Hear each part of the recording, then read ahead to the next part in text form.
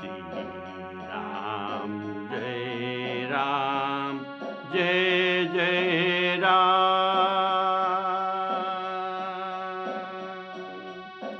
श्री राम जय राम जय जय राम। श्री राम जय राम जय जय राम। श्री राम जय राम जय जय राम। श्री राम जय राम जय जय राम। श्री राम जय राम जय जय राम। श्री राम जय राम जय जय राम। श्री राम जय राम जय जय राम। श्री राम जय राम जय जय राम। सियावर रामचंद्र की जय। आदरणीय हमारे राम कथा के रसिक श्रोताओं को मैं सादर सप्रेम राम राम कहकर राम कथा को स्वागत करता हूँ। तो प्रेम से बोलिए श्री राम जय राम जय जय राम। श्री राम जय राम जय जय राम। आप लोग पिछले एपिसोड में सुन रहे थे कि पार्वती जी तपस्या कर रहे हैं और उनको परीक्षा करने के लिए वहाँ सप्तर्षियों ने आया और सप्तर्षियों ने सुना था कि सुन लिया कि पार्वती जी शिव जी को आराधन कर रहे हैं और किसके कहने पर ना नारद जी के कहने पर उनको ये गुरु बनाया है। इनके कहने पर ये शिव जी का आराधन कर रहे हैं। तो ये तो परीक्षा करने के लिए आए थे। तो शिव जी के लिए बहुत कुछ अवगुण से बताए। तो इनको आराधना करना कोई चतुरता नहीं है, इसमें मूर्खता ही है।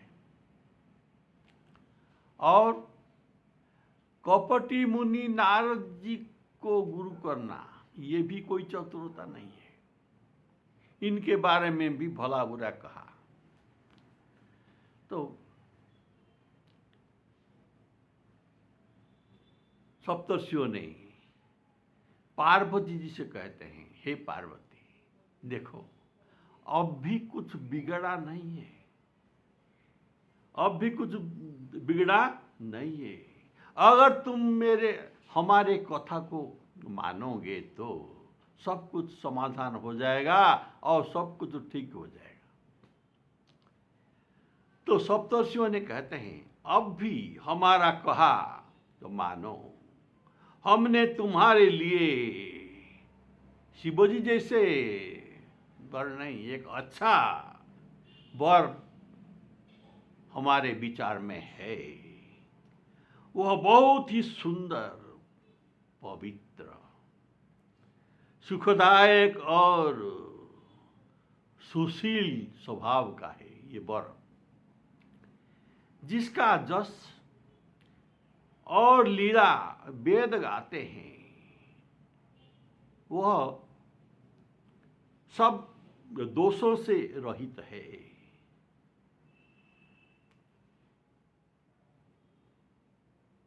और सब प्रकार सद्गुण के ये राशि है। ये कौन है जानते हो? ये और कौन कौन नहीं, लक्ष्मी जी का स्वामी और वैकुंठाधिपति भगवान विष्णु। ऐसे वर को लाकर तुमसे मिला देंगे। यह सुनते ही पार्वती जी हंस पड़ी। यह बात सुनकर पार्वती जी हंस पड़ी।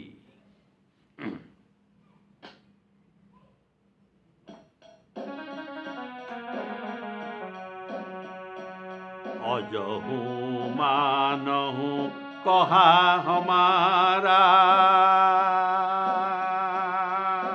हम तुम कहूँ बर नीक विचारा। अति सुंदर सुचि सुखद सुशीला, गावही वेद जासु जस लीला। दूषण रहित सकल गुण राशि, श्रीपतिपुर वैकुंठ निवासी। असबर तुम ही मिलाऊ भवानी, सुनत बिहसी कह वचन भवानी। सुनत सुनत बिहसी कह वचन भवानी।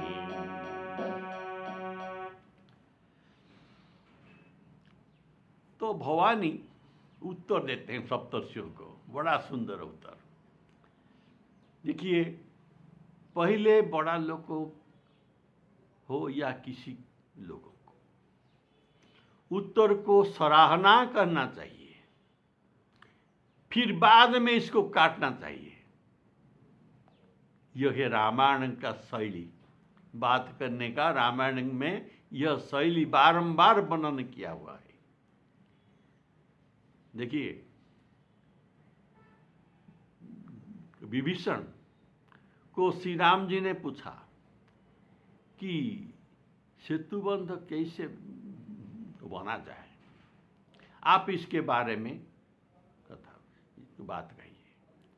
तो विभीषण जी कहे, आपके एक सर कोटि सिंधु को सुखा सकते हैं, फिर भी ऐसा न करके साम दान दंड भेद नीति को अपनाइए। तो इसमें साम नीति को आप प्रयोग कीजिए। तो कैसे? ना, आप सागर को विनती कीजिए। ये सागर आपका विनती अवश्य सुनेगा, क्योंकि ये सागर आपका पूर्व पुरुष है। ये अवश्य आपके मदद करेंगे और आपको मार्ग दे देंगे। तो ये विभीषण कहते हैं कि प्रभु तुम्हार कुल गुरु जलधि, कही उपाय विचारी। बिनु प्रयास सागर तरिहि, बिनु प्रयास सागर तरिहि। सकल भालु कपिधारी।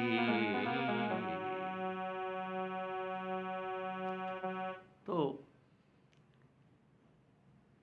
श्री राम जी जानते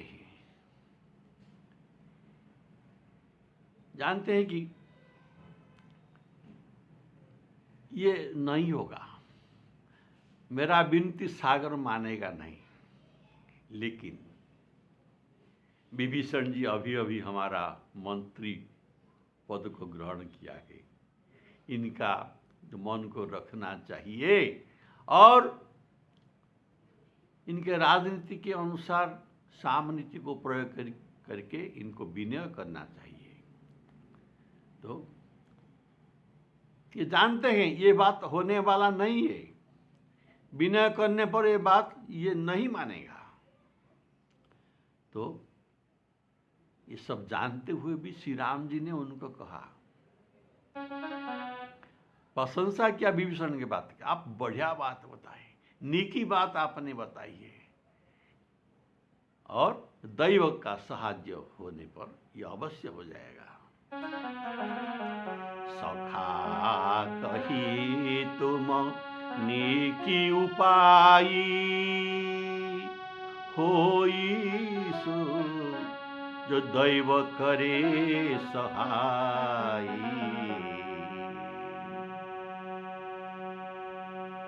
तो पहले प्रशंसा करना सीखे, ये राम जी से सीखे। देखिए अभी तो क्या हुआ, राम जी का इस समर्थन को, विभीषण के बात को जो समर्थन कर दिया, जे ऐसा ही हम करेंगे, यह बात लक्ष्मण जी को पसंद नहीं हुआ। यह बात लक्ष्मण जी को पसंद नहीं हुआ तो लक्ष्मण जी बोले, नाथ दैव कर कवन भरोसा, सोसिय सिंधु करिय मन रोसा। कादर मन कहूँ एक धारा, दैव दैव आलसी पुकारा। लक्ष्मण जी ने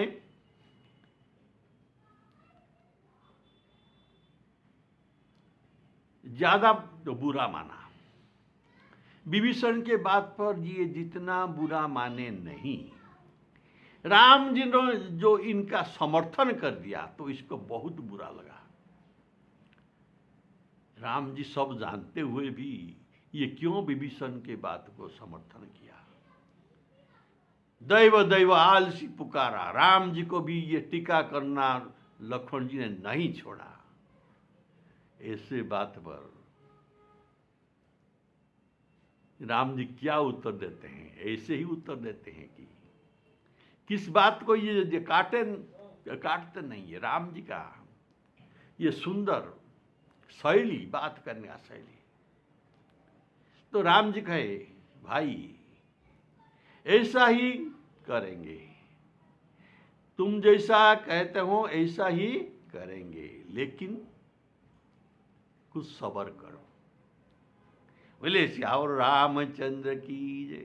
जब 3 दिन बीत गया तब श्री राम जी कहे, तुम जो कहा था ये ठीक कहा था, देखो धनुष बाण मेरा लाओ। लक्ष्मण बाण सरासन आनो, सोखं वारिधि विशिख कृसानो। सोखं वारिधि विशिख कृसानो। मेरा बड़ प्रयोग करूंगा। तो रामायण का कहने का शैली है, राम जी का कहने का शैली है। ऐसा बहुत दृष्टांत है। राम जी पहले समर्थन करते हैं, फिर काट देते हैं उसी के वाक्य को। तो यहाँ भी पार्वती जी भी तो रामायण के लोग ये रामायण में है ना, और ये भी इनका भी आदर्श चरित्र दिखाते हैं। तो पहले मुनियों को बात तो ये मानेंगे नहीं, इनके बात भूल हुआ यह बात ये नहीं कहा। ऐसे ही रामायण का शैली को ये भी अपनाए। पार्वती जी कहते हैं, हे ऋषियों, आपने जो कहा बहुत अच्छा बात कहा। देखिए लेकिन ये मानेंगे नहीं। ये तो रामायण का शैली है। आपने यह सत्य ही कहा कि मेरा इस शरीर पर्वत से उत्पन्न हुआ है। पर्वत जड़ है और मेरा स्वभाव भी जड़ प्रकृति अर्थात हठ प्रकृति है। मेरा हठ मैं छोड़ नहीं सकता, क्योंकि मैं पर्वत कुमारी हूं। इसीलिए हठ नहीं मेरा छूटेगा। शरीर उल्टे ही छूट जाए, लेकिन हठ को मैं नहीं छोड़ूंगा। देखो, सोना पत्थर से उत्पन्न होता है। सोना पत्थर से उत्पन्न होता है, अर्थात मैं सोना हूं, मेरे पिता पत्थर है, पर्वत है। कहने का भाव यह है, सोना पत्थर से ही उत्पन्न होता है, लेकिन वह पत्थर से कुछ अलग प्रकृति इनका है। तो कैसा है? ये इनका स्वभाव को बिल्कुल छोड़ता नहीं, हठ अपना ये नहीं छोड़ता। सोना वह जलाए जाने पर, एक बार नहीं कितने बार भी जलाए जाने पर भी अपने स्वभाव को अर्थात अपने सुवर्णत्व को, अपने सुंदरता को नहीं छोड़ता। अतः मैं नारद जी के वचन को नहीं छोड़ सकती, चाहे घर बसे या उजड़ जाए। इसमें इसी पर मैं नहीं डरती। मेरा गुरु वचन के विश्वास है। जिसको गुरु जी के वचन का विश्वास नहीं है, उसको सुख और सिद्धि स्वप्न में भी प्राप्ति नहीं हो सकती। आपने जो कहा मैं मानता हूं, महादेव जी अवगुण के भवन है। आपने कहा ठीक है, आप इतना बड़े हैं तो ठीक ही कहा होगा। महादेव जी अवगुण के भवन है और विष्णु सकल गुणों के धाम है। ये भी बात सत्य है। पर जिसका मन जिनमें रम गया है, उसी पर ही तो उसका काम है ना। मेरा मन शिव जी पर रम गया है, तो मेरा जो काम है ये शिव जी पर है, विष्णु जी पर नहीं है। मुरली श्याम रामचंद्र की जय।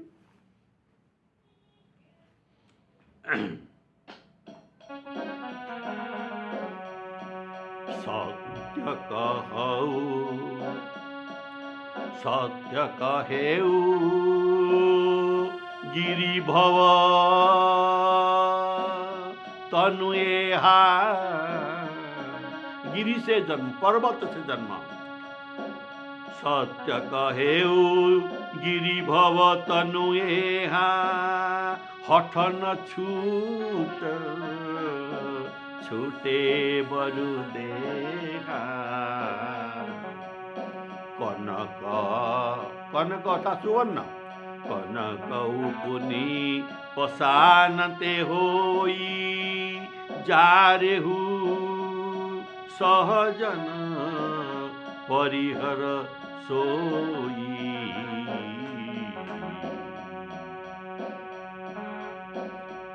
नारद बचन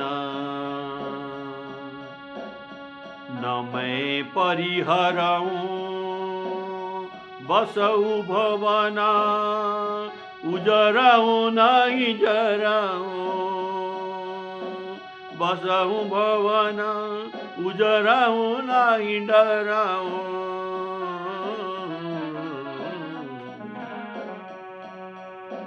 गुरु के वचन प्रतीति न जोई, गुरु के वचन प्रतीति न जेहि। सपने हूँ सुगमन सुख सिद्धि तेहि। महादेव अवगुण भवन, विष्णु सकल गुणधाम।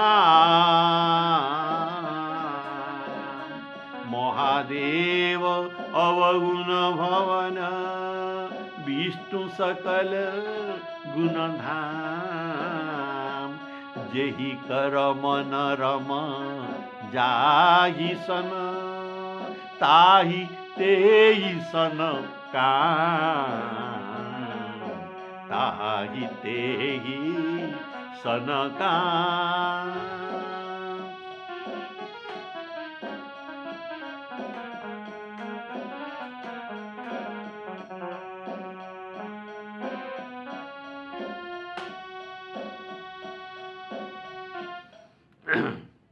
तो पार्वती जी कहते हैं, हे मुनीश्वर, यदि आप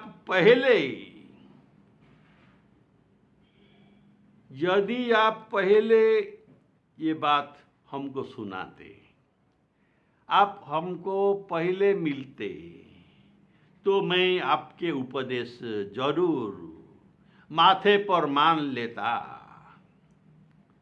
परंतु मैं तो अपने जन्म शिवजी के लिए ही हार गया है। जब मैं शिवजी के लिए जन्म हार दिया, तो अब फिर इनका गुण और दोष को विचार करने से क्या फायदा। मैं उनको पति रूप में मानस पटल में वर्ण कर लिया है। यदि आपकी हृदय में बहुत ही हठ है और विवाह की बातचीत किए बिना आप रह नहीं सकते, तो संसार में वर कन्या तो बहुत है। खिलवाड़ करने वालों को आलसी तो नहीं है। इसीलिए आप और कहीं जाकर इस वर कन्या के बारे में बात कीजिए। बोलिए श्यावर रामचंद्र की जय। मैंने ऐसा ठान लिया कि मेरा तो करोड़ जन्म तक यही हट रहेगा कि या तो शिवजी को वरूंगी और किसी को नहीं। अगर शिवजी स्वयं आकर कहे तो भी मैं उनके बात को नहीं मानूंगी। नारद जी मेरे गुरु का ही वचन को मैं मानूंगी।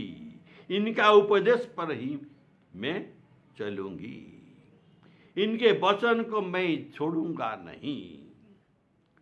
जगत जननी पार्वती जी ने फिर कहा कि मैं आपके पैर पड़ता हूँ, हे मुनियों। मैं आपके चरणों में आपके पैर पकड़कर मैं कहता हूँ कि आप अपने घर जाइए। आपका आने पर बहुत देर हो गया है, अतः आप यहाँ से चलकर अपने घर को जाइए।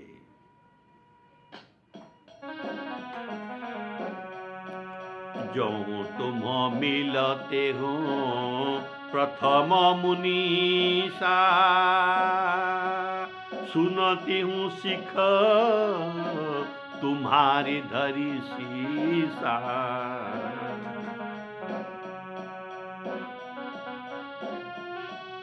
अब मैं जन्म संभुहित हारा, को गुण दूषणा करे विचारा। जो तुम्हारे हठ हृदय विषेखी, रही न जाई मन किए बरेखी। तो कौतुकी न आलस नाही, वर कन्या अनेक जग माही।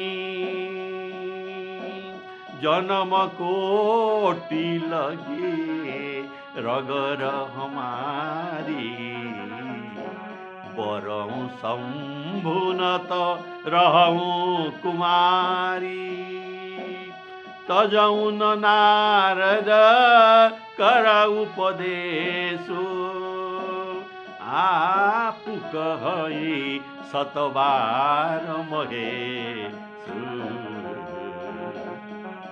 आप कहि सतबार महेशु। मैं पाप रहूं कहि जगदम्बा, तुम गृह गवन भयउ विलम्बा, तुम गृह गवन भयउ विलम्बा। शिवजी में पार्वती जी के ऐसा प्रेम देखकर मुनियों बहुत आनंदित हुए। इन्होंने जो परीक्षा करने के लिए आए थे शिव जी का, पार्वती जी का, तब ये बहुत प्रसन्न हो गए और प्रसन्न होकर बोले कि हे जगत जननी भवानी, आपकी जय हो, आपकी जय हो, आपकी जय हो। आप माया है और शिवजी साक्षात भगवान है। आप दोनों समस्त जगत के माता पिता है। यह कहकर मुनियों ने पार्वती जी के चरणों में सिर नवाकर चल दिए। उनके शरीर बारंबार पुलकित हो रहा था आनंद में। ऐसा मुनियों ने पार्वती जी का जय जयकार करके वहां से चल दिए। जगदम्बिके भवानी जय जयकार ऐसा क्यों किए? जय जय जगदम्बिका भवानी, ऐसा कहने का भाव ऋषियों ने जो पहले आए थे ये तो जाने, इनको मालूम था कि ये जगदम्बा भवानी है, फिर भी ये परीक्षा करने आए थे। इसीलिए जो परीक्षा करने आएगा तो परीक्षार्थी को ये क्यों प्रणाम करेगा? ऐसा बात तो ये तो नहीं हो सकता। तो इसीलिए सप्तर्षियों ने पहले जगदम्बा भवानी पार्वती जी को प्रणाम नहीं किए थे। अभी परीक्षा खत्म हुआ, पार्वती के परीक्षा लेने के बाद इसलिए ये उनका प्रणाम करते हैं और कहते हैं कि जय जय जगदम्बिके भवानी, ऐसा कहकर प्रणाम करते हैं। देखी प्रेम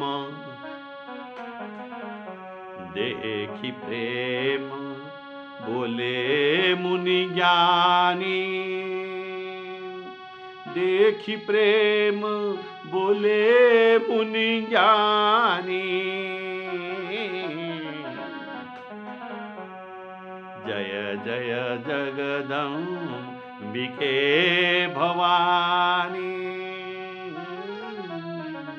जय जय जय जगदम्बा भवानी। तुम माया भगवान शिव, सकल जगत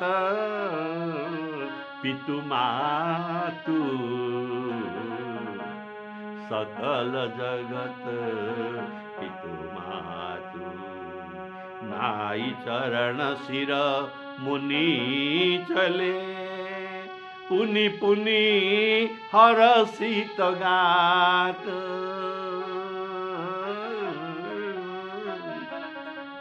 पुनि पुनि हरषित गात।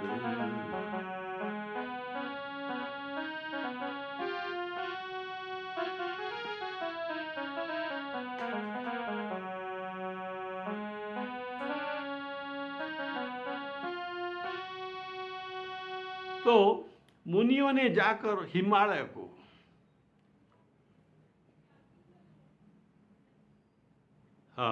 मुनियों ने जाकर हिमवान को पार्वती जी के पास भेजा।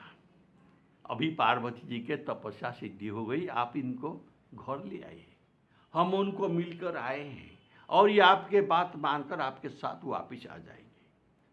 तो ये विनती करके उनको घर ले आए। फिर सप्तर्षियों ने शिवजी के पास पहुंचे, जाकर पार्वती जी की सारी कथा सुनाई। पार्वती जी के प्रेम सुनते ही शिवजी आनंद में मग्न हो गए। सप्तर्षियों ने प्रसन्न होकर अपने घर चले। अपने घर कहाँ है सप्तर्षियों का? नहीं, ब्रह्मलोक में रहते हैं, ब्रह्मा जी के पुत्र है। तो ब्रह्मलोक चले गए। तब सुजान शिवजी मन को स्थिर करके रघुनाथ जी के ध्यान करने लगे और ध्यान में मग्न हो गए। ध्यान में मग्न हो गए। देखिए, बड़ा सुंदर भाव यहां पर है। कौन ध्यान में मग्न हुए? आपने सुना, शिवजी ध्यान में मग्न हुए। तो क्या हुआ ना, शिवजी के ऊपर जो ईकार है, शिव में जो ईकार है, ये कौन है? ये साक्षात पार्वती है। बिना ईकार के शिव शिव नहीं, ईकार को छोड़ देने पर शिव सब हो गया। तो ये सब होकर थे, अब इनको पार्वती मिल जाएंगे, सब में ईकार लग जाएगा, तब ये शिव होकर ध्यान में मग्न हो गए। बोले श्यावर रामचंद्र की जय। अर्थात ये सब होकर थे। पार्वती जी के विरह में शिवजी, सती जी के विरह में शिवजी सब होकर घूम रहे थे। इनके मन का कोई ठिकाना नहीं था। अब पार्वती जी का बात सुनकर इनको शिवत्व प्राप्त हुआ और इसीलिए ये आनंद में डूब गए और रघुनाथ जी का ध्यान करने लगे। मन स्थिर करके शंभु सुजान अर्थात भक्त पार्वती के विरह में शिवजी ने, मन स्थिर नहीं था, पहले इनका मन स्थिर नहीं था, ये सब होकर इधर उधर घूम रहे थे। लेकिन अभी पार्वती जी के प्रेम सुनकर इनका मन स्थिर हो गया। अब मन स्थिर होने पर रघुनाथ जी के ध्यान करने लगे। जाई मुनि न हिमबंतु पठाए, करी बिनती गिरि जहि गृह लाए। बहुरी सप्तऋषि शिव पहि जाई, कथा उमा के सकल सुनाई। भये मगन शिव सुनत सनेहा, हरषि सप्तऋषि गबने गेहा। मनु थिर करी तव शंभु सुजाना, मनु थिर करी तव शंभु सुजाना। लगे करना रघुनायक ध्याना, लगे करना रघुनायक ध्याना। श्री राम जय राम जय जय राम, श्री राम जय राम जय जय राम। अगले एपिसोड के लिए आप सुन लीजिए, तारकासुर का बात आएगा और शिवजी ध्यान में मग्न हो जाएंगे। और तारकासुर का वध कैसे होगा, शिवजी तो ध्यान में है, इनका पुत्र कैसे होगा, ये सब बात बड़ा रहस्यपूर्ण और चित्ताकर्षक बात है।